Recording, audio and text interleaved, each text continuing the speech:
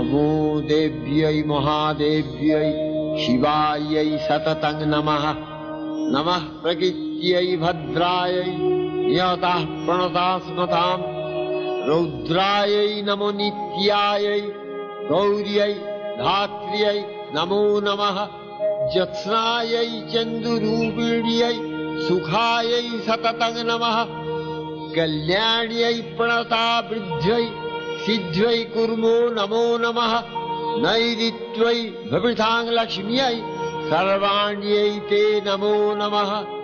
दुर्गायै दुर्गपालायै सारायै सर्वकारीयै ख्यात्यै तथैव कृष्णायै धूम्रायै सततं नमः। अतिसौम्यातिरौद्रायै नतास्तस्यै नमो नमः। नमो जगत्प्रतिष्ठायै देव्यै कृत्वै नमो नमः। या देवी सर्वभूतेषु विष्णुमायेति शब्दिता नमस्तस्यै नमस्तस्यै नमस्तस्यै नमो नमः।